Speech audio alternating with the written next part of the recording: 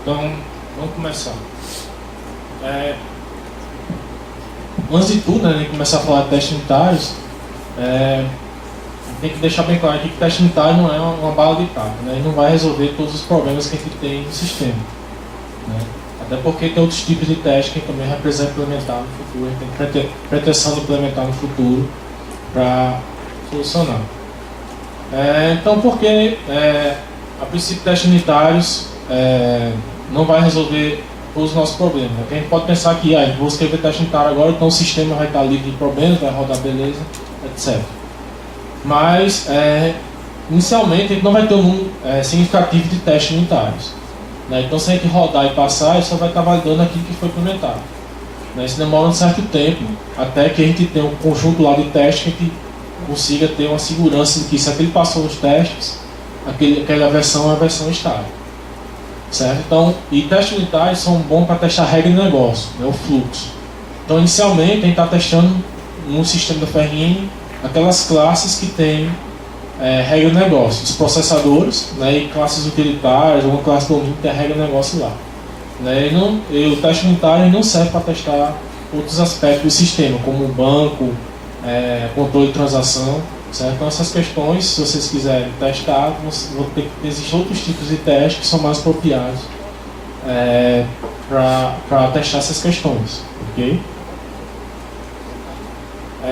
E outra questão é que isso demora normalmente de 6 meses a 1 ano para a gente começar a ter o resultado dessa aplicação de testes unitários, né? Que o sistema nunca teve teste unitário, a gente vai começar a escrever agora aqui que a gente chega numa condição suficiente que consiga ter segurança do que está fazendo, a gente vai demorar um determinado tempo. Então, aplicar teste automatizado no sistema, o resultado é a longo prazo, né? Você não vai conseguir aplicar e ter resultado imediatamente. Então, isso inclusive é um problema, né, para a gente, quando a gente quer tentar aplicar testes automatizados, porque antes a gente só escrevia o código do sistema, agora a gente vai escrever o código do sistema e o código que vai testar o sistema. Então, logicamente, isso é um processo mais demorado, né? E fica difícil a gente convencer o pessoal que isso vai ser uma vantagem para o sistema, né? Porque isso só traz resultado a longo prazo, certo? Então, tem aqui um artigo de Rafael Ponte que ele colocou que justifica mais ou menos sobre isso. Ele fala da questão de produtividade versus velocidade, né? Então, ele separa lá 2 tipos de programadores, né, que ele chama de programador cowboy e programador profissional, né? Então, o programador cowboy está focado na velocidade de desenvolvimento, né? Ele consegue resolver as coisas muito rápido. Você passa uma tarefa e de repente faz aquela tarefa, né? Então, e os gerentes adoram esse tipo de programador, né? Porque ele consegue resolver as coisas rápido para ele, né? Isso, inclusive, é um problema que a gente vai ter aqui, vocês também vão passar, principalmente com instituições públicas, né? Ao começar a escrever testes unitários, obviamente vocês vão demorar mais tempo para terminar aquela tarefa, né? Então, sempre uma dificuldade em tentar convencer o pessoal, né, que está acima, nem sempre são técnicos da área, né, de que isso é uma vantagem no sistema para o futuro, né? Eles vão enxergar que você está demorando mais para fazer aquela tarefa, então eles vão achar que você está com preguiça, ou então desmotivado, não está trabalhando direito, né? Então esse é um problema que todo mundo passa, né? Quando está tentando aplicar testes unitários, que provavelmente vocês vão passar também, né, nas instituições de vocês, certo? E ele tem aquele programador que ele chamou de programador profissional, né? Que ele mantém a tranquilidade, a disciplina, mantém essa evolução e possui produtividade, né? O que é produtividade? Né? Aqui ele mostra um gráfico aqui que é a questão de velocidade versus produtividade. Então, você começa a resolver um sistema, né? Aqueles programadores que estão de azul são aqueles programadores que não desenvolvem testes unitários, né? Que a gente chamou de programadores cowboy, e o de verde são aqueles programadores que desenvolvem teste unitário. Então, os programadores se você não desenvolve teste unitário, eles vão ser sempre mais rápidos, né? Vão conseguir pegar as tarefas mais rapidamente até determinado ponto, certo? Chegando nesse ponto, né, quando o sistema começa a ficar grande demais e complexo demais, a curva de produtividade começa a se inverter, né? se você desenvolver o sistema desde o princípio com testes automatizados, a sua produtividade vai ser melhor. Por quê? Porque você vai passar menos tempo hoje em tarefa de erro, né? Qualquer alteração que você faça, você detecta mais rapidamente que aquela alteração quebrou o sistema, por exemplo. Então, a tendência dessa curva é se inverter com o passar do tempo.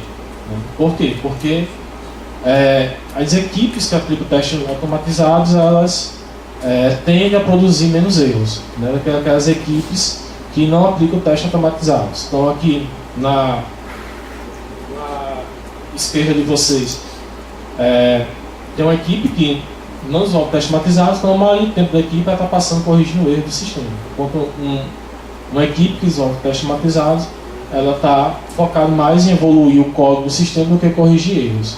Né? Então isso é uma coisa que só detecta ao longo prazo, e nem sempre é fácil convencer o pessoal que a gente precisa aplicar testes unitários no nosso sistema. Certo? Então, o que são testes unitários? Teste unitário é aquele nível de teste que testa um módulo do sistema isoladamente. Normalmente quem está trabalhando em orientação a objeto testa a classe. Certo? Sim, outra coisa que eu vou começar aqui bem do básico, né? Quem já trabalhou com teste automatizado aí, talvez fique meio chato nesse começo, que eu vou um exemplo bem básico mesmo para nivelar o pessoal, que nunca testou nada, então conseguir entender. Então vou começar com um exemplo bem básico, né? Que vai evoluindo até chegar no nível que a gente consiga testar uma classe do sistema. Né? Então é aquele nível de teste que você testa um componente isolado do sistema, né? Geralmente uma classe. Por que isso? Porque é mais fácil você testar as coisas isoladas do que testar a integração das coisas, as coisas rodando integradas, certo? Então normalmente o pessoal isola uma classe e testa só a classe, aquela funcionalidade daquela classe, certo? Se aquela classe passar, né, se você testar várias classes do seu sistema e elas individualmente passarem, teoricamente quando elas funcionarem em conjunto, elas vão passar. Então essa é a estratégia que o pessoal utiliza, né? A primeira estratégia que o pessoal utiliza quando vai começar a testar o sistema, porque é uma estratégia mais fácil de você fazer, testar as coisas isoladamente. Por isso que geralmente o teste unitário ele está no nível mais baixo ali dos testes automatizados do sistema. Eu vou falar aqui um pouquinho de alguns testes de integração que está começando também a ver se aplica nos sistemas, né? Vocês vão ver que tem algumas dificuldades a mais de ser escrito do que os testes unitários. Então o teste unitário é aquele nível mais básico que a gente começa a fazer, testando apenas uma unidade isolada do sistema. Então, quais são os benefícios de aplicar testes unitários? Tem a garantia que a gente vai descobrir o problema mais cedo, né? Não só quando o usuário vai rodar o sistema, que ele vai achar aquele erro, certo? Vai facilitar a manutenção do código, porque ele facilita você descobrir onde você quebrou aquele código, se você alterar alguma coisa. Quando você precisa alterar alguma coisa, nem sempre você sabe onde tudo aquilo vai impactar, né? Pode ter um módulo lá que você não estava nem nunca mexeu naquele módulo que ele usava aquela coisa que você não sabia. Então isso vai impactar no módulo. Se aquele módulo tiver um teste que pegue isso, você já vai saber que aquele teste que aquela mudança que você fez quebrou aquele módulo e você vai ter que consertar. Então você corrige mais cedo o sistema. Ele serve como documentação. Por que ele serve como documentação? Porque como ele testa a regra do sistema do negócio, se você pegar um módulo que você nunca mexeu e for nos testes lá, vai ter toda a regra do sistema lá documentada. Então se você ler o teste, você teoricamente vai entender como é que funciona o módulo, né? Mesmo que você nunca tenha pego. Então se você, por exemplo, pegar o módulo de graduação de cigarro e tem lá o teste de matrícula, por exemplo, aluno não pode matricular fora do período, né? Você sabe que um aluno não pode se matricular fora do período, né? É uma regra de negócio que tem no sistema que você já começa a entender a partir quando você lê o teste unitário. Então ele serve como documentação também. E eles ajudam a melhorar o design e o código do sistema, né? E torná-lo um melhor desenvolvedor. Então, isso é uma coisa que eu sempre digo, quando você começa a testar, né, como você tem que, geralmente quando você começa a testar, você tem que alterar o código para facilitar o teste. Quando você altera o código para facilitar o teste, né, você geralmente torna o código mais flexível, mais coeso, né? Então, isso torna o teste unitário acaba que força você escrever melhor seu código, né? Isso até para uma boa métrica para quem estiver começando, né? Quem está começando a programar, geralmente a pessoa fica na dúvida, né? Será que eu estou escrevendo está correto, né? Ele funciona, mas será que está da melhor maneira? Se você começa a programar usando testes unitários, isso, se você conseguir testar isso de uma forma fácil, já é um bom indício que o que você está fazendo está seguindo as boas práticas de orientação a objeto, etc. Certo? Então isso é o inicial sobre testes unitários. Então vamos começar aqui, né, na prática, a mostrar alguns exemplos de testes unitários, né? Esses exemplos bem básicos. Então primeiro eu vou mostrar um exemplo de teste unitário aqui sem nenhuma biblioteca, sem nenhum framework. Como é que a gente escreve um teste unitário com uma classe?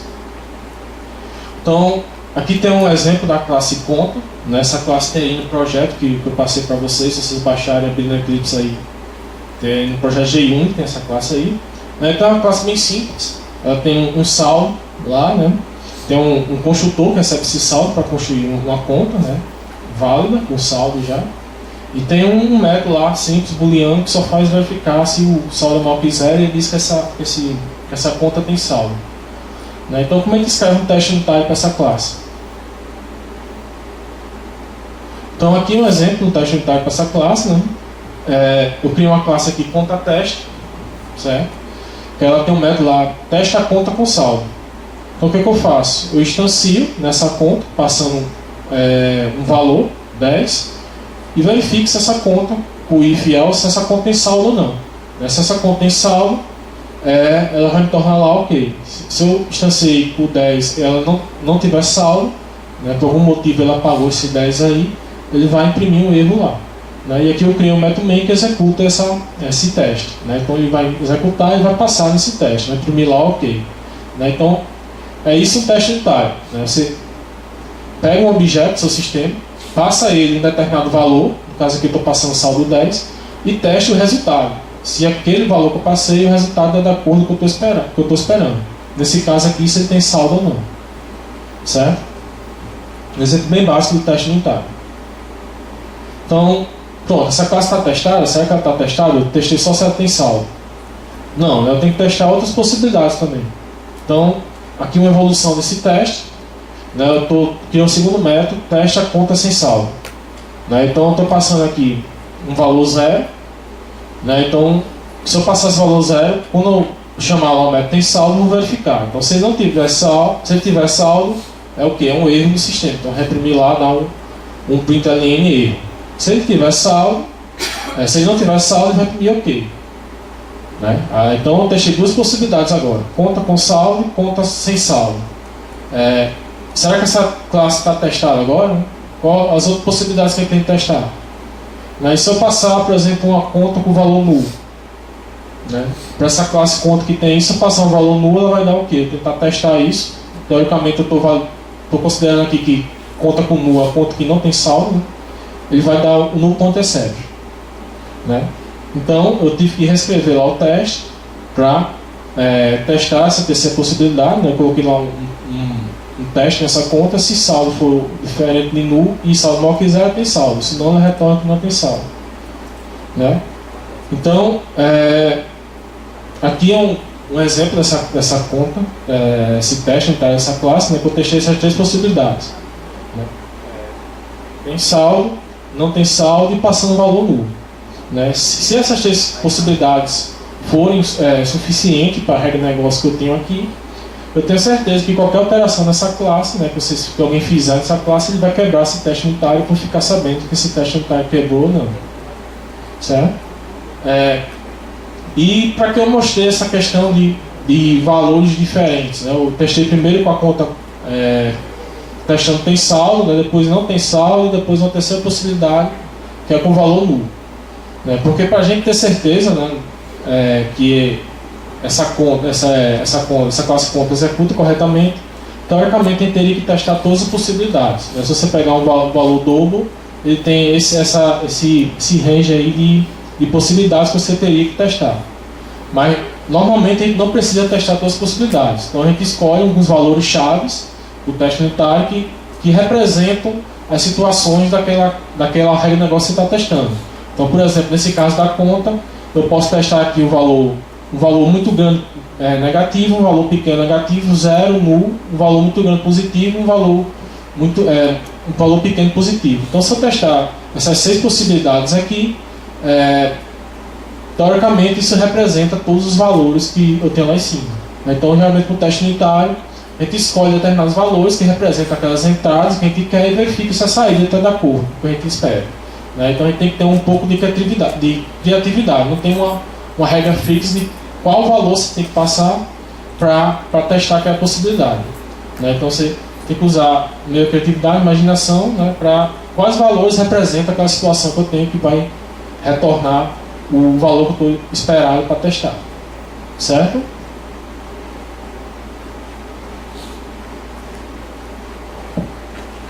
Sem dúvida, por enquanto, bem fácil. Qualquer coisa que você tiver dúvida aí, vocês podem ir levantando a mão que eu vou parando. Outras coisas, questões sobre testes unitários. A gente não deve testar métodos triviais. Então, se eu tenho um método get, set lá que não faz nada, só retorna o valor da variável, não é necessário escrever um teste unitário para ele. Ou então, se eu tenho lá futuramente no código do sistema um processador que só faz pegar o objeto e salvar no banco, dar o ponto create, eu não preciso criar um teste unitário para ele. Não tem nenhuma validação regra do negócio lá, então eu não preciso testar, chamar o processador para testar. Achou um bug, então se você achou um erro no sistema, normalmente é aconselhável que você primeiro escreva um teste para esse erro, que pegue esse erro para depois corrigir o erro.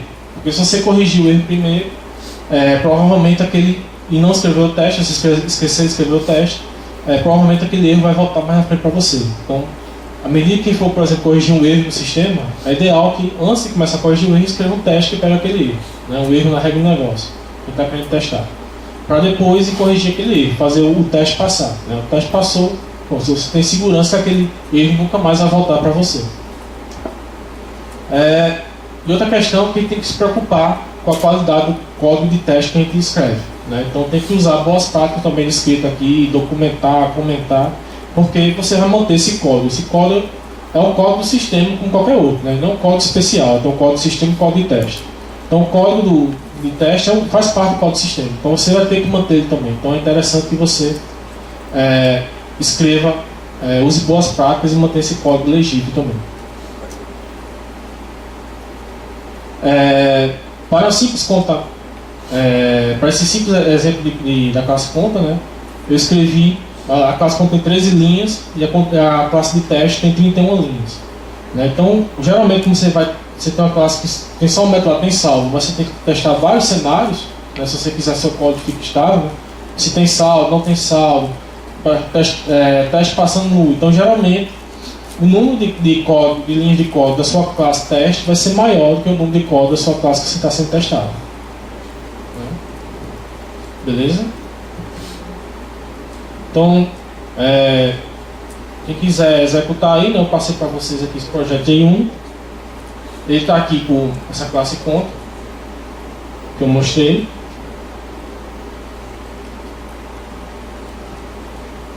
Com essa verificação tem saldo, certo? Aqui já está uma modificação aqui com outra verificação saldo passada negativa, o método sacar, se é negativo ou não.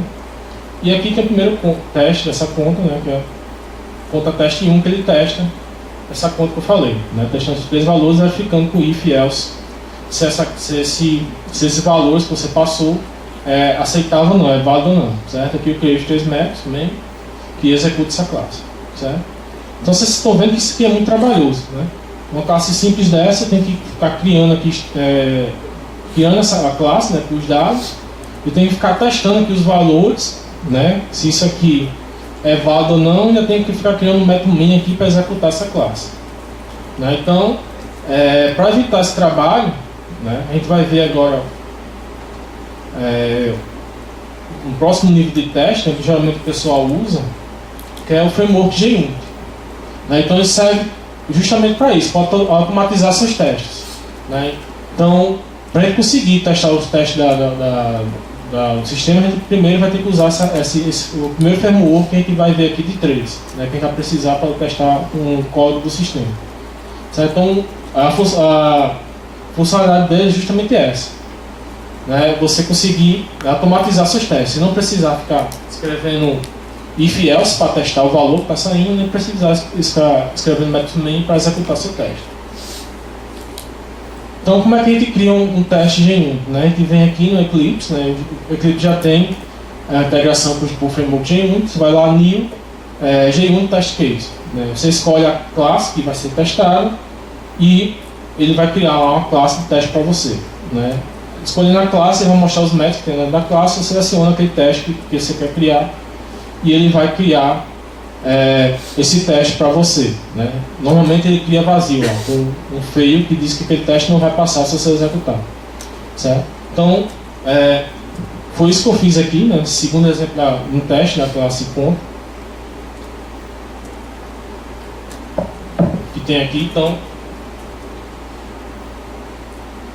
eu criei aquele mesmo teste, sendo que usando G1. Então, o que é um teste da classe do G1? Então, você cria essa conta aqui, né? Você cria um método e anota ele com a @teste. Você anotando ele com a @teste, o G1 já vai saber que isso aqui é uma classe de teste que será executada. Então, isso aqui ele substitui aquele nosso método main. Então, vai ficar escrevendo método main para chamar esse método aqui de teste. Né? Você anota isso aqui teste, então todos os métodos anotados com o teste aqui vão ser chamados. Certo? E o G1 também facilita a gente checar a verificação do que está sendo retornado. Né? Então, estou criando a conta aqui, passando determinado valor.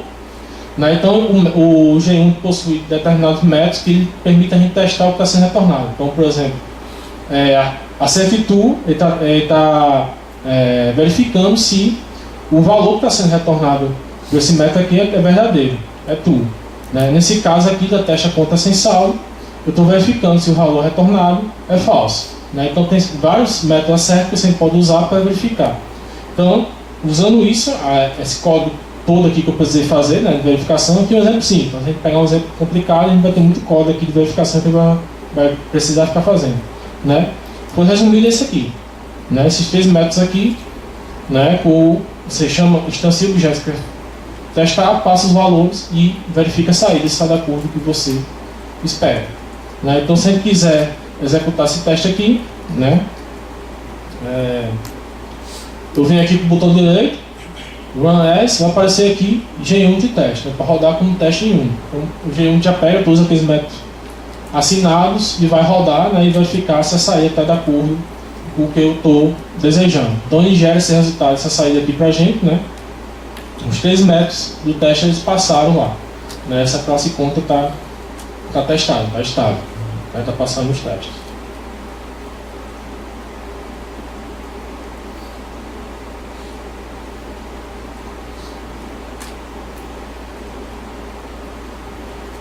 Então é isso que eu falei, né? Você anota com o @teste e verifica com esses métodos, com esses accessions que o G1 tem. Então tem vários aqui, né, que o G1 possibilita para a gente testar. Né? Fail, que se você quiser falhar o teste por algum motivo, né, se valor igual a tal falha, você pode chamar esse método fail. Acerte true, que ele verifica se a condição é verdadeira, acerte false. Acerte equals, que ele verifica se o valor que é retornado, se retornar um valor também, por exemplo, um método retornar um valor, verifica se é o que você espera que ele retorne. Né? Acerte equals passando a tolerância, que é para testar métodos float e double. Né? Você pode verificar até determinada tolerância eu aceito. Até tantas casas decimais eu aceito o resultado como correto ou não. Certo? Acerte null e acerte not null. Para você retornar se o objeto retornado é null ou not null. Então esses são os principais accessions que o G1 tem para a gente verificar o valor que está sendo retornado. Então existem vários outros, né? Se você usar o Eclipse aí, Ctrl/espaço, ele vai mostrar vários métodos accession que o G1 tem que pode ser usado para verificar valores retornados, ok? E aqui mostra como executar, né? Eu executei lá, vocês viram, o teste passou, beleza? Alguma dúvida até aí? Não, né? Por enquanto tá fácil. Então, outra possibilidade que o G1 tem, né, é a gente criar suíte de teste. Então, a suíte de teste é o quê? Ela permite executar vários testes de uma só vez. Né? Então, eu criei aqui, nesse exemplo que eu passei para vocês,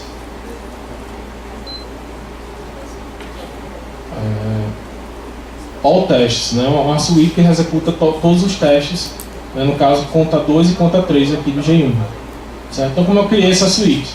O Eclipse também já possui uma funcionalidade para isso, só vim aqui, né? New.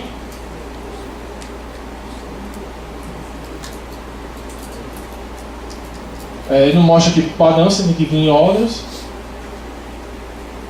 Aqui, New J1 Test Suite.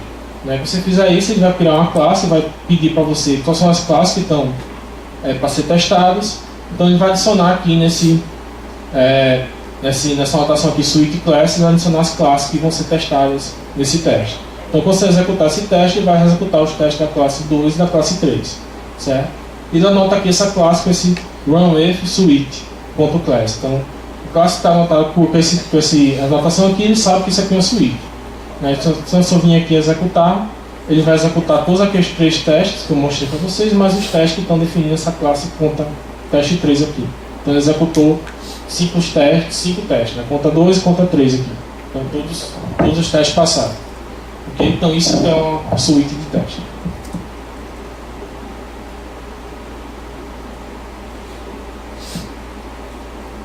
Mais possibilidades que a gente tem no G1.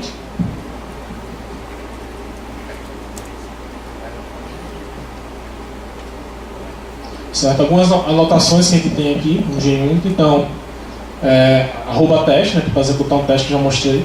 Essa @teste ela pode receber alguns argumentos, por exemplo, a exceção que está sendo esperado. Então, por exemplo, estou esperando uma exceção tipo exception nessa classe ser lançada. Timeout, você pode determinar um tempo para aquele método teste ser executado. Então, se executou em mais daquele tempo, ele vai lançar que o teste falhou. Né? O @before, você pode anotar algum método com esse @before e com o @f. Né? Que essas duas anotações que ela faz. A cada teste que é executado, elas executam esses métodos aí. Então, antes de cada teste, ele vai executar o before e depois de cada teste, ele vai executar o after. Então, geralmente, esses métodos são usados para quê? Para, se você quiser, por exemplo, abrir a conexão com o banco, ou então alguma coisa padrão que você quer definir para todos os testes, então você coloca aí que sempre vai instanciar. Para parar seu teste e finalizar seu teste. Certo? Tem um before class, que tem que ser colocado no método estático, né, que ele executa apenas uma vez, antes do teste ser executado. E tem o after class, que ele vai executar depois do teste apenas uma vez. Então, sua conexão com o banco você vai abrir, então você coloca apenas aí que ele vai abrir apenas uma conexão com o banco e no final do teste vai fechar. Certo? E tem um outro que é ignore, que ele vai ignorar algum teste que você queira. Por exemplo, o teste não está passando, eu quero ignorar por enquanto, eu coloco essa ignore para ele executar na suíte de teste, mas não executar aquele teste lá. Certo? Então, um exemplo aqui que eu vou mostrar desse expected, né, da exceção. Eu criei esse outro exemplo aqui do terceiro método de teste da classe conta, né, conta teste 3. Eu estou testando aqui o que? Sacar um valor negativo. Então, teste sacar valor negativo. Então, eu estou criando uma conta, né, passando o valor 10, estou tentando e criar um método lá sacar, né, aquele método lá novo que vocês viram. Sacar, quem recebe um dobro. E se o valor for negativo, o que ele vai fazer? Né? Ele testa a entrada do método. Se o valor for negativo, ele lança um legal argumento except ali. O valor é inválido. Certo? Se não, ele faz o saldo da conta. Subtrai esse valor do saldo da conta. Então, eu estou criando esse método aqui e estou passando um valor negativo para sacar. E estou dizendo que espero que ele lance essa exceção aqui, para não passar um valor negativo. Então, se ele lançar essa exceção, o método funcionou. Certo? O teste funcionou e vai passar no teste. Outra maneira de a gente testar isso é a gente usando uma regra do G1. Eu vou mostrar mais à frente, esse código aqui embaixo. Então, eu vou executar aqui, só para vocês verem que está passando o teste. Ele vai passar, porque ele vai lançar lá a exceção inválida se eu tentar passar um valor negativo. Mas se eu mudar o teste aqui e passar um valor negativo, ele não vai lançar a exceção. Então esse teste aqui vai falhar. Se eu executar novamente, o primeiro teste aqui falhou. Né? O teste de valor negativo e não lançou a exceção. Certo?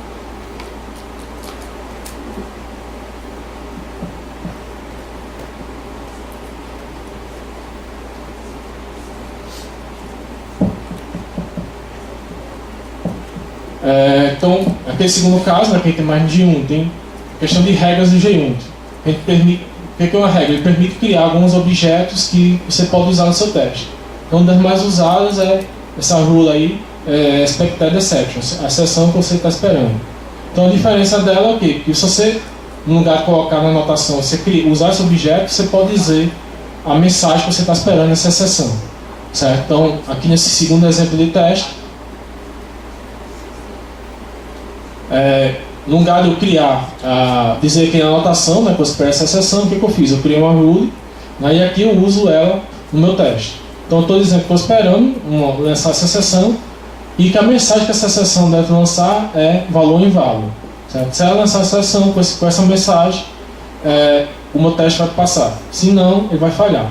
Né? Então, se eu alterar aqui a mensagem, colocar o outro valor diferente daquele que é esperado, eu vou executar aqui agora o segundo teste, deve falhar. Né? Teste valor saldo negativo 2. Certo?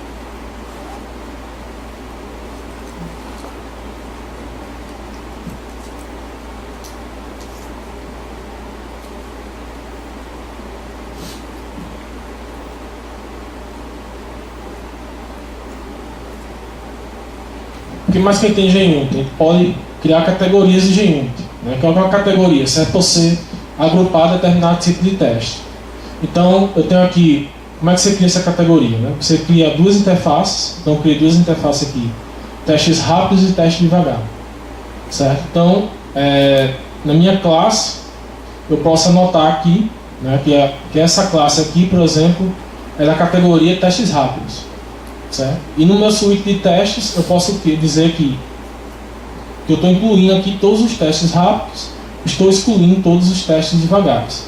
Então, eu quero que, por exemplo, aqueles testes que são mais demorados não execute nesse momento. Eu quero criar uma suite de testes que eu possa testar alguns testes básicos que eu tenho que vão passar rápido, não precisar ficar esperando um tempo. Então, eu posso usar essa categoria, né, que ela vai fazer isso. Eu não preciso declarar os dois aqui, certo? Eu posso colocar só que se eu incluo isso aqui, né, ele vai só executar isso aqui. Se eu estou excluindo isso aqui, ele vai executar todos menos esse. Então depende se você quer incluir mais ou excluir, né, você pode usar um ou outro. Né? Então aqui nesse caso, se eu executar, mesmo passando aqui no suite todas as classes de teste, né, conta 2, conta 3, ele só vai executar aqueles testes que estão anotados como testes rápidos. No caso aqui eu acho que é o conta 2.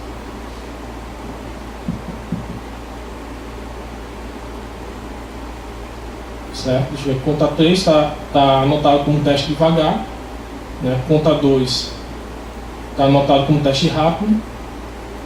Tem uma suite de testes aqui. Isso aqui é a interface, né, que eu criei. E tem uma suite de testes aqui, all fast test, né? Eu vou executar todos os testes rápidos, que é isso, que eu incluí um e exclui outro. Eu vou executar só os tipos de testes que estão anotado como testes rápidos, certo? No lugar de precisar ter 5 testes aqui, só executou 3, ok?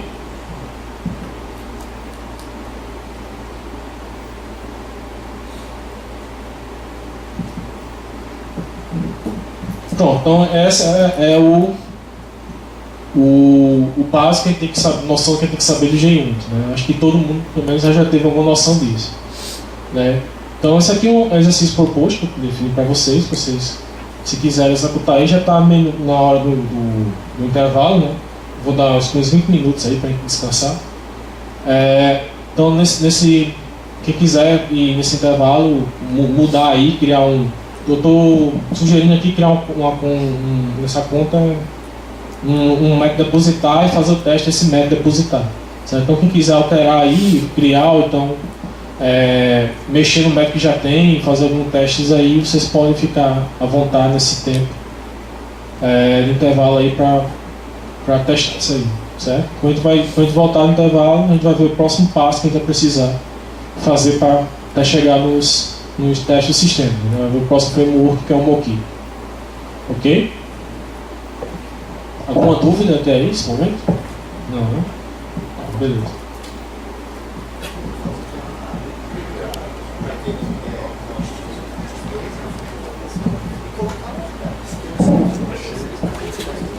A gente ficar E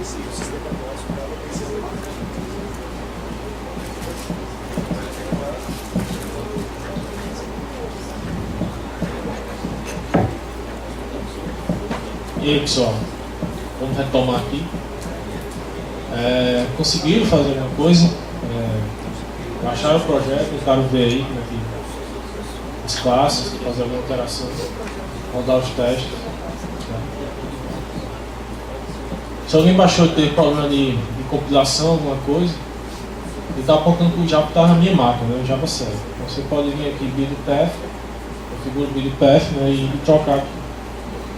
Né, se vocês tiverem outra versão, você remove e adiciona aqui. Se der algum problema de compilação, né, para compilar, vocês vêm aqui Java Compile e trocam aqui para a versão que vocês tenham aí na sua máquina. Né.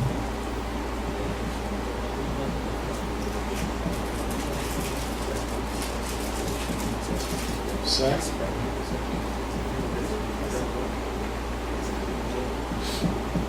Então a gente viu aqui o primeiro framework que a gente vai usar, né, que é o JUnit, né, que é o básico de teste. Geralmente todo mundo que faz testes unitários usa ele. Né. A gente vai começar a ver aqui agora um novo framework, né, que é uma nova etapa que a gente vai precisar para conseguir testar as classes do sistema. Então a gente viu esse exemplo bem simples da classe conta, né? Mas na vida real os objetos eles não são simples assim, né? Eles não funcionam isoladamente, ele tem relacionamento com outras classes, etc. Né? Que interferem no teste.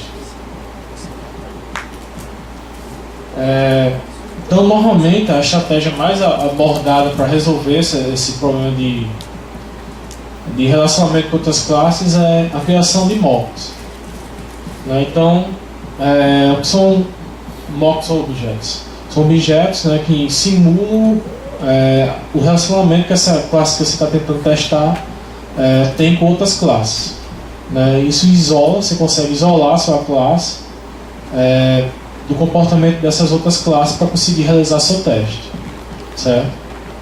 Por quê? Porque está querendo testar a nossa classe isoladamente, só o que tem na nossa classe. Né? Isso é inclusive um erro que muitas pessoas cometeram, né, quando começaram a escrever teste unitário aqui. Ele ia testar um processador, o processador chamava um help da vida, aí ele começava a escrever teste para testar o help, e se ele começar a fazer isso, se o help chamar outra classe, ele vai começar a escrever teste para chamar o código daquela outra classe, então você vai acabar que tem que testar o sistema todo. Então o objetivo de teste unitário é testar aquela unidade isolada. Se você vai escrever um teste com processador, o processador chama outra classe, você não deve testar com outra classe. Né? Você cria um mock para ela simular o que ela ia fazer, né? Testa só o processador. Se você precisar testar para outra classe, você cria outro teste para outra classe. Né? Cada classe tem seu teste. Então, para a gente conseguir isolar essas outras classes e testar apenas nossa classe, a estratégia mais usada, que a gente vai abordar aqui, é a criação de mocks. Certo? Então, a gente vai usar agora aqui o código de exemplo daquele segundo projeto que tem lá para vocês baixarem, que é o projeto chamado Moki. Né? Então eu fiz uma alteração naquela classe ponto inicial, né? Vou mostrar aqui no código.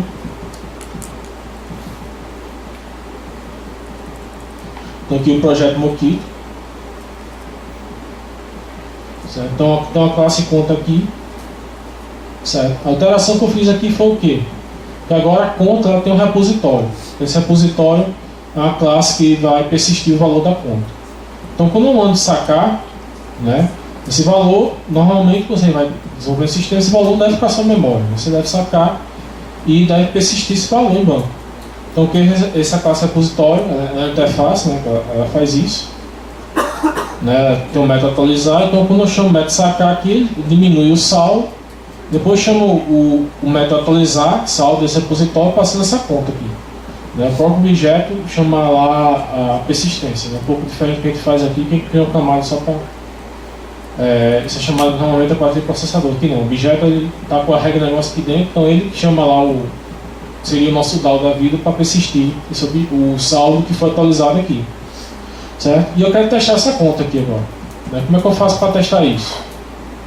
Então, eu tenho aqui a classe repositório, né, que é uma abstração para esse parte de persistência.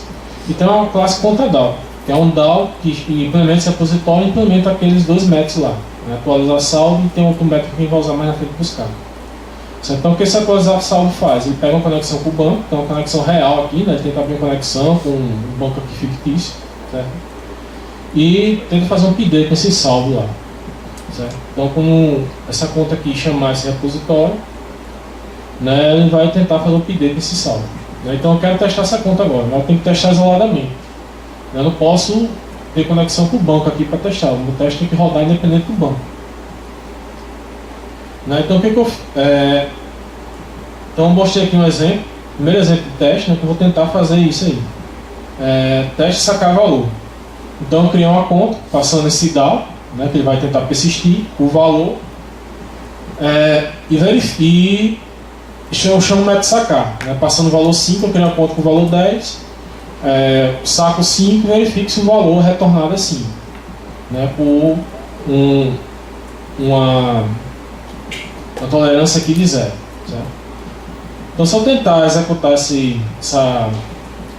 teste aqui da classe conta, né, do mesmo jeito, executo como um teste JUnit,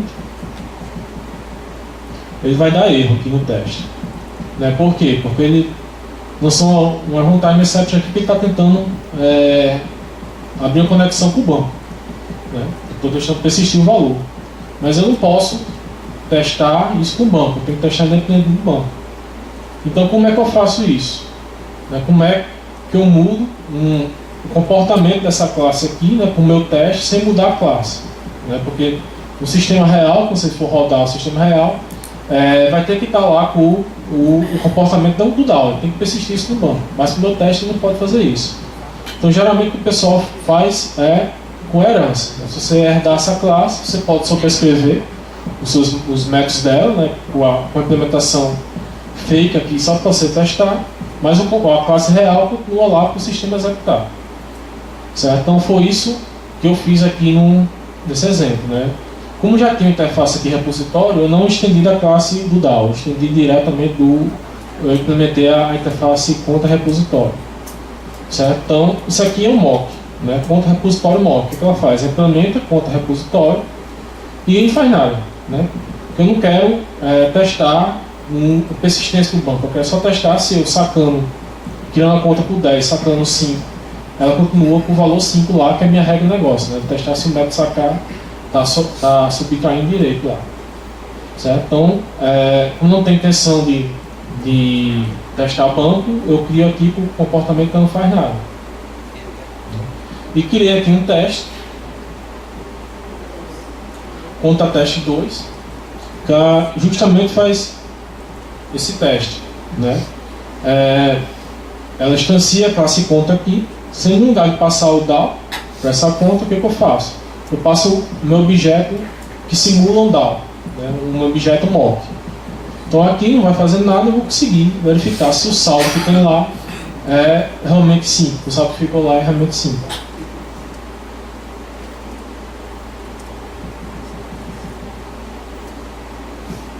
Então o teste executou e passou, né? A minha regra de negócio está validada. Se eu passar um valor 10, sacar 5, vai ficar 5 lá. Então isso que são objetos mock, né? Você criar um objeto que simula o comportamento do objeto real e que você vai usar no seu teste para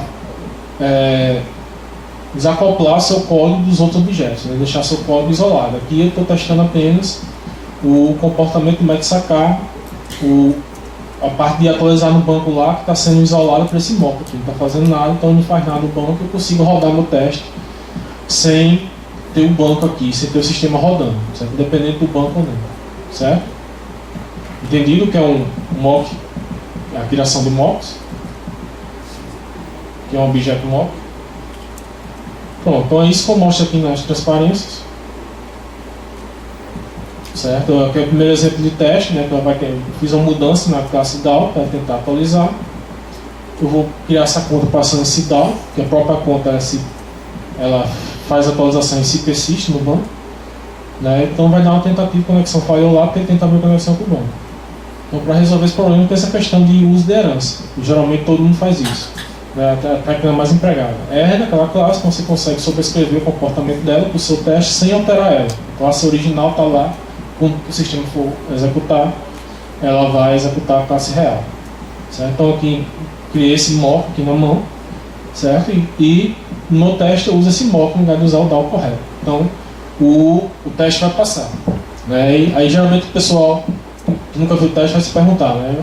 Mas aí, você não está testando o banco? Né? O objetivo do teste não é testar se o dado está sendo persistido, né? Se você quiser testar se o dado está persistido, se realmente atualizou lá a linha na tabela, no banco, você tem que criar outro tipo de teste, que geralmente são os testes de integração, né? Integração com alguma coisa a mais, que normalmente a integração com o banco, né? Que a gente faz mais aqui, mais comunicação desse sistema de informação é com o banco.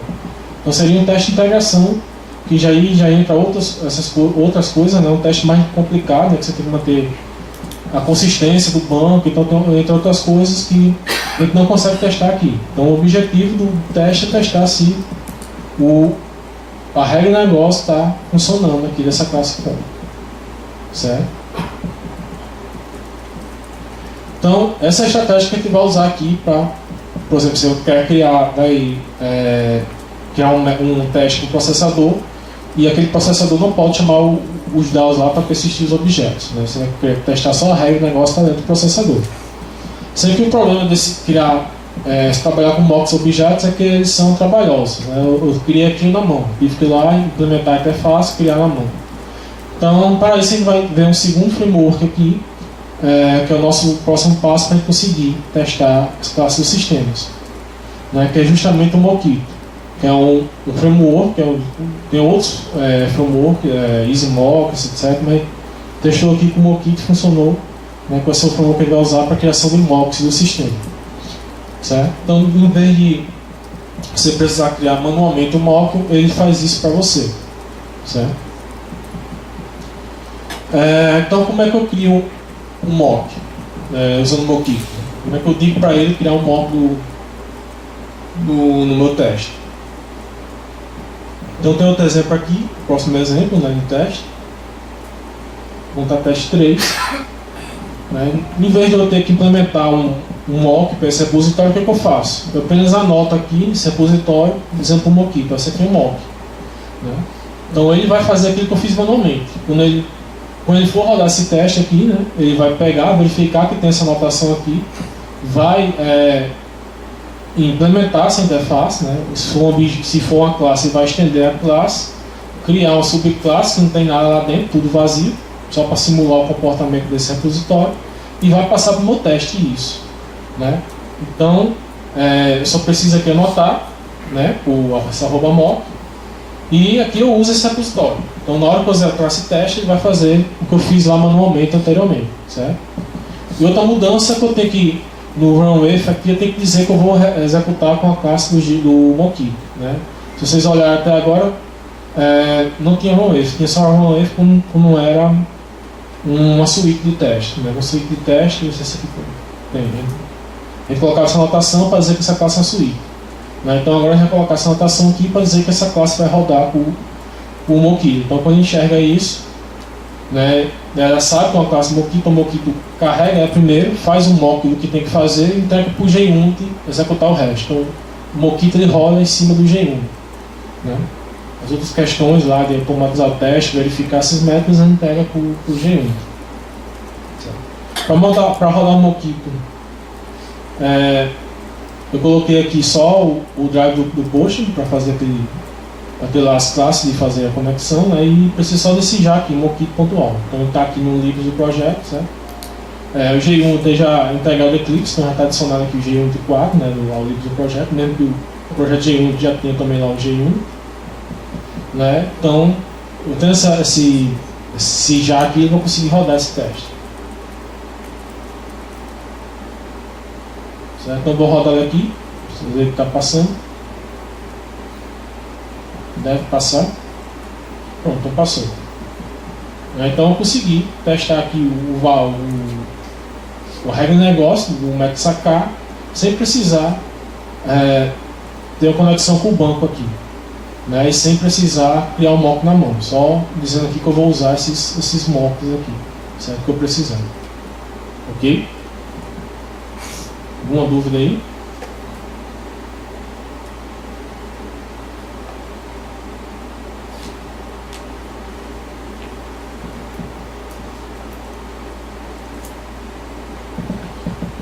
Então, por padrão, o mock é uma subclasse, né, por todos os métodos vazios. Ele faz aquilo que eu fiz lá para o repositório, né? Implementa o string da classe e deixa tudo vazio lá. Mas é possível você também definir valores que você quer que retorne. Por exemplo, ele vai chamar uma determinada classe, né, um banco, ou fazer uma consulta, e eu vou testar. Se ele retornar determinado valor da consulta do banco, o meu teste vai ter que ocorrer de determinada maneira. Se ele retornar outro valor, ele vai ter outro resultado, né? Então sempre o teste unitário é assim: você recebe determinados valores, né? Passa por objetos, por método que você está querendo testar e verifica se a saída é aquilo que você está esperando. Então, para receber esses valores do banco, você pode, se você quiser para o seu teste determinados valores lá, né, para o teste funcionar, você pode definir que ele retorne determinados valores. Então você vai escolher lá os valores que representam possíveis saídas, possíveis entradas que viriam do banco, por exemplo, e para fazer seu teste passar. Certo? Então, como é que faz isso? O Mockit está usando esse método aqui, né, mockit.when. Então, quando ele fizer alguma coisa, retorne tal valor. Certo? Então, tem um exemplo aqui, né, do outra classe teste. Busca por saldo maior que. Então, eu criei aqui, vou mostrar lá no código, acho que é mais fácil.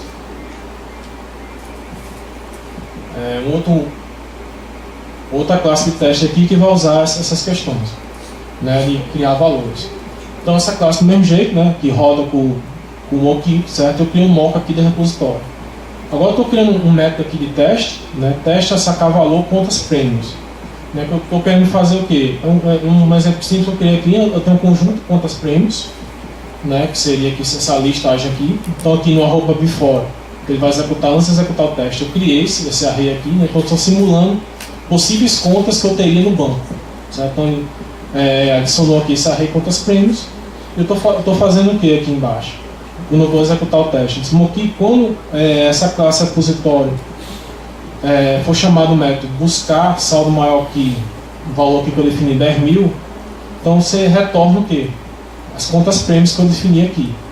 Né? São possíveis contas que eu teria no banco de dados. Né? Então, quando o teste for executar, né, se o repositório for chamar esse método aqui em produção, ele vai tornar essas contas no banco de dados. Então, que contas seriam essas?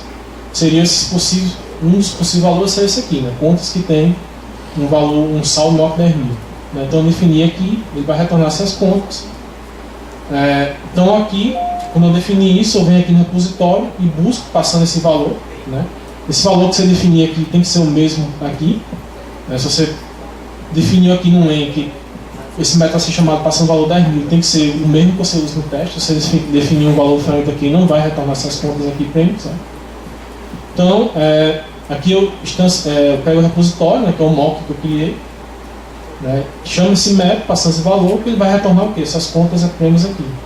E aqui eu faço um teste simples, eu interajo sobre essas contas, né, e verifico se o método sacar depois de 1.000 ele tem saldo ainda. Se são contas prêmios, eu sacar um valor de 1.000 ele deve ter saldo ainda. Então esse foi o teste que eu fiz. Certo? Então recapitulando, né, eu criei um mock aqui, certo, para esse repositório. Eu quero simular o resultado desse método aqui, busca por saldo maior que, certo? Então eu venho aqui no Mockit, quando você chamar esse mock aqui você tem que usar o mock que eu criei, né? Você não pode usar uma classe real aqui, você tem que definir algum mock para você usar nesse método Mockit. Quando alguém chamar esse mock que eu criei aqui, esse método passando esse valor, retorna essas contas que eu defini aqui anteriormente. Certo? Então aqui eu faço isso, eu pego esse mock, chamo esse método passando esse valor, ele vai me retornar essas contas prêmios aqui para eu conseguir testar. Certo? Então aqui eu testo o método sacar passando essas contas prêmios. Ok? Se eu executar aqui, deve funcionar.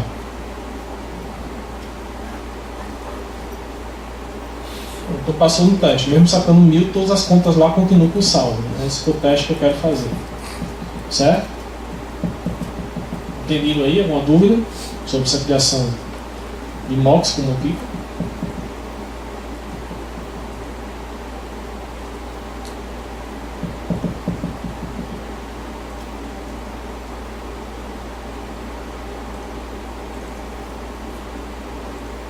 Então esse aqui é esse exemplo, né? Especificando esse exemplo. Então esse aqui é o básico do mock. Né? Você mock e cria os métodos lá. Se você precisar usar algum valor, você define os valores daqueles métodos. Né? O que ele vai fazer, quando ele encontra essa instrução main aí, ele pegar esse método aí que ele criou corpo vazio e vai dar um return o que você passou ali. Né? Se você fosse fazer isso na mão. Se fosse criar um mock na mão. Então tem... o mock tem outras possibilidades que a gente vai ver aqui mais avançadas, né? Uma das possibilidades é você criar um mock parcial com o método spy. Então, você pode chegar lá mock.spy determinado objeto. No caso, estou dando spy na conta DAO. O que é um mock parcial? É que ele vai criar um mock desse objeto, mas ele não vai sobrescrever o comportamento do DAO, dos métodos do DAO. Ele vai continuar com o comportamento padrão, né, que tem lá, que é acessar o banco e tentar fazer as atualizações ou busca no banco. E para que eu queria, vocês podem pensar, né, para que eu vou querer criar um mock que não é mock, né, que ele tem lá o comportamento real? Porque isso aqui você pode querer, um dos casos que a gente viu aqui é usar esse mock que você criou, esse mock parcial que você criou aqui nesses métodos aqui do Mockito, né? Mockito when DAO ponto busca alguma coisa e retorna outra coisa aqui. Então, nesses casos, para você usar no método aqui do Mockito, ele tem que ser um mock, você tem que definir como mock. Mas se você quiser definir um mock, você continue com o mesmo comportamento, você usa esse spy aqui. Porque se você definir um mock normal, um mock total, o que ele vai fazer? Ele vai sobrescrever todos os métodos que tem lá. Então, se em algum caso você quiser usar algum método real que tem no objeto, mas mesmo assim você queira definir valores específicos para só determinados métodos, o que você pode fazer? Você pode dar um spy nele, ele vai criar um mock com tudo lá, do jeito que está o objeto real, né, todos os comportamentos do objeto real, e você sobrescreve apenas aquele método que você quer. Então, para isso que serve o spy. Né? Se você quer que um objeto não faça nada, todos os métodos, normalmente você cria um mock total. Se você quer que todos os métodos se comportem da mesma forma, só um determinado método que seja alterado o comportamento dele para o seu teste, você cria um spy que ele vai criar o comportamento padrão, e se você altera aqui no end, só aquele método que você quer para o seu teste, certo? Acho que eu criei aqui uma classe de teste com esse mock parcial. Pronto, eu criei essa classe de teste com esse mock parcial. Aqui, como eu estou usando só esse mock parcial e chamando o método lá, provavelmente ele vai dar erro. Né? Por quê? Porque eu não sobrescrevi, só sobrescrevi esse método aqui, né? Mas ele tem outros métodos lá dentro que ele tentar instanciar o objeto, ele vai tentar conectar o banco. Né? Os demais métodos desse objeto, pronto, né? Tentativa de conexão falhou, porque eu só sobrescrevi aqui o comportamento desse método aqui. Mas os demais métodos do objeto, eles continuam acessando o banco lá. Né? Então, esse teste aqui ia falhar por causa disso. Certo? O mesmo teste lá, se no lugar de criar um mock total, eu criei aqui um mock parcial. Né? Tem a anotação arroba mock aqui em cima, eu uso esse método spy aqui. Então pode ser que em alguns casos de teste vocês queiram usar esse método aqui para criar esse mock parcial. Ok?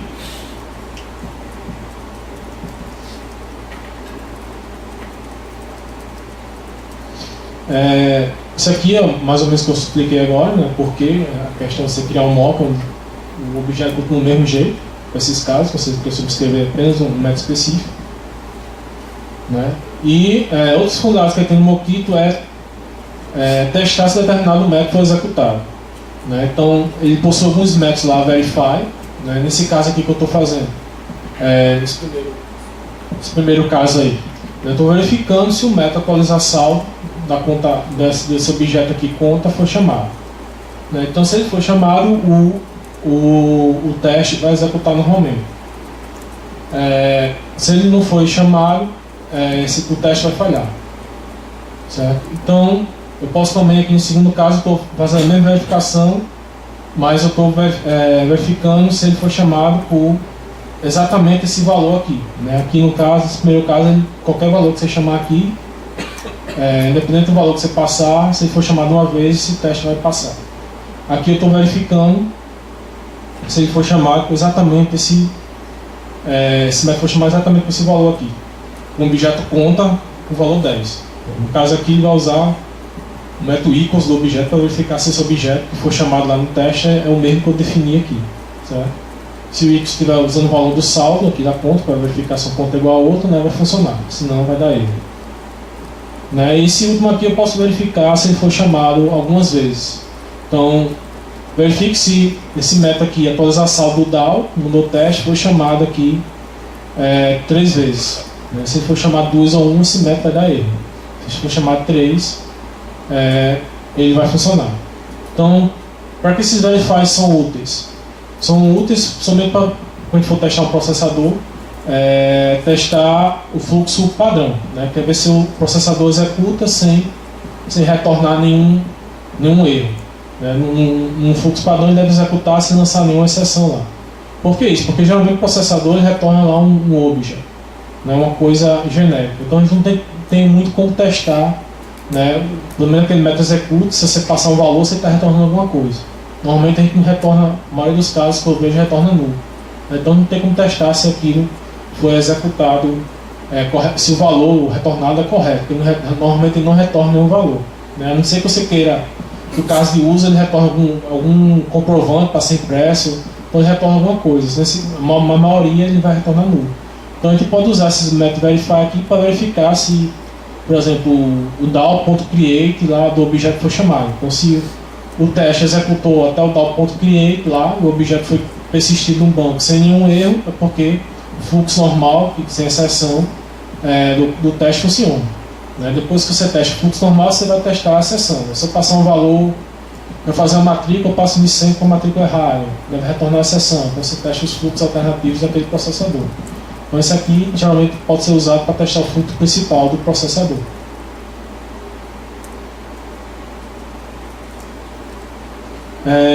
Aqui eu estou explicando, né, essa questão do mock parcial, né, porque você vai querer usar esse mock parcial, certo?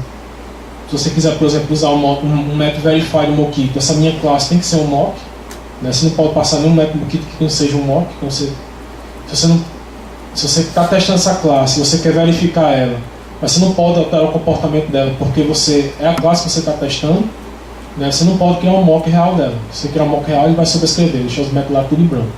Então você usa um mock parcial, um spy lá nessa classe, que ele vai criar, mas vai permanecer o comportamento real lá dos métodos. Então você pode usar ele no verify aqui, né, que ele vai verificar e você vai conseguir testar essa classe. Então esse aqui é um exemplo de que a gente poderia usar aquele mock parcial, certo?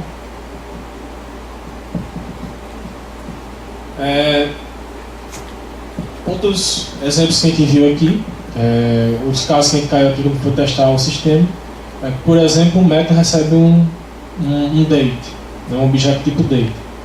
Aí, quando você instancia uma data, né, se você usar lá mockito, em passado determinada data, retorne tal coisa, quando você vai executar o teste, aquela data que você instanciou é diferente da data que o teste vai executar, né, já passou alguns milissegundos. Então ele não consegue detectar que aquele objeto date é o mesmo objeto date que você passou.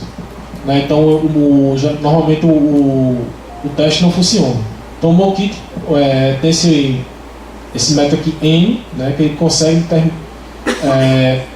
determinar qualquer instância do objeto date que tenha passado. Né? Então se você vai trabalhar com um método que você não consegue determinar exatamente o valor dele que ele vai ter no teste, você pode usar esse n aqui. Então, quando eu chamar essa minha classe um determinado método, passando qualquer instância da classe date, pode ser a data de hoje, data de manhã, não interessa, você retorne algum valor x.